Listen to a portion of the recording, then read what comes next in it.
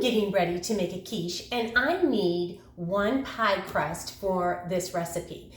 And so I have not shown on a video yet how I make my pie crust, and I thought this would be a good time to show how I make my pie crust. It is old-fashioned. I got it from my husband's grandmother, and you will hear me reference his grandmothers. There was 2 of them, and they both taught me an awfully lot about cooking. And I really appreciated that as a young bride, their instruction. And his grandmother that taught me how to make the pie crust had 8 children, and she baked a lot and cooked a lot and was known for her pies. And so I asked her how she did her crust, and I still make it to this day like she made hers. Now, I have tried other recipes, but I always go back to this old-fashioned one. I was also gifted this cookbook about pies because of my interest in pies, and this was copyrighted in the 70s, and it has the same basic recipe that Grandma gave me. So let's get going.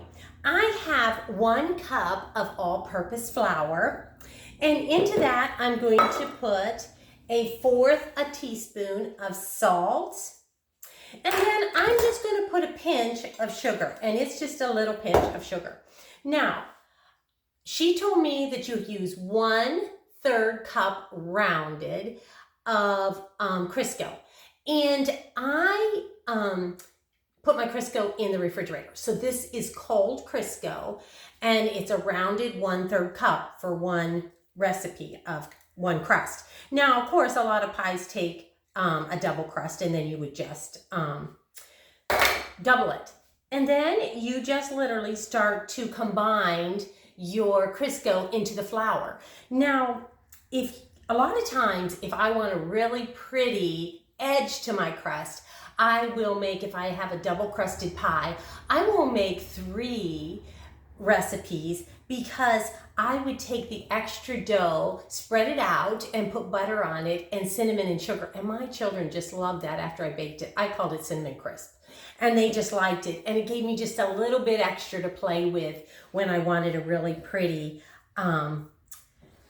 edge. Now, I am gentle with my dough, and this is just how I do it. I just get all those little pieces of the Crisco into the crust. And then this is how it's going to look like into the flour, I should have said. And that's how it's going to look like. And I guess I need a fork, so hold on a second. Okay, now the next thing that's really important is to put as little water as you can possibly get into this recipe. And this is ice cold water. The final ice cube is still just barely there. And the recipe says 2 to 3 tablespoons. I use as little as I can. So we are going to start out with 1 tablespoon of ice cold water. And I'm going to go ahead and see if I can get by with just that little bit of water. I'll probably have to add a little bit more. And like I said, I am gentle with this dough. I'm probably going to have to add about half a tablespoon more. And I think that will come together enough to form a ball. All I'm trying to do is form a ball so that I can take it over, and this is all I'm going to have to put in is 1.5 tablespoons of that ice water. And I've got myself a bowl. So I'm going to go wash my hands, and I'll be right back. Okay, I got my hands washed, and I have a piece of parchment paper I put down here. Now, I did want to say, I have at times used half butter, and I'm a butter girl. I used to get up on the table when I was 2 and get my finger in the butter that my mother would have sitting up there. The lady next door made homemade butter, and I just loved it. I love butter. But I find when I just use the Crisco, I am more satisfied with my crust. So most of the time, I just use the cold Crisco. Okay, I'm going to put a little bit of flour here on my board, and then I will just take my dough and get it just a little flour on top and get it into about the size that I'm going to need for my pie pan. And I do have a little bit of a bigger pie pan here. It is a little bit bigger.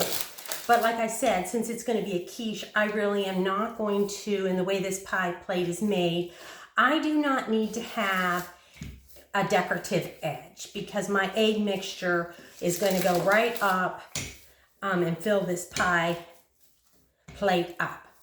And so once I get my dough out about like that, I'm going to take my nice big metal flipper here and just loosen the dough. Make sure it's loosened from my wax paper. I put my hand under it.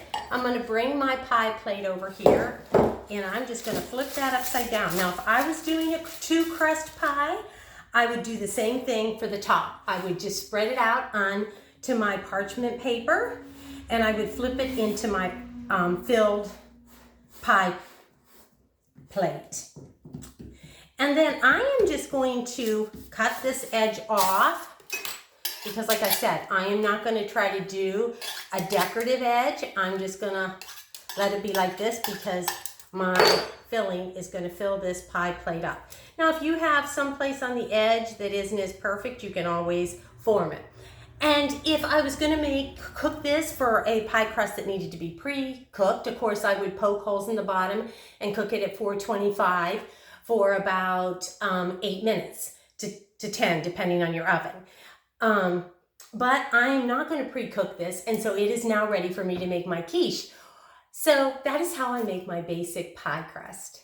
I hope this is helpful, and I hope you have a blessed day.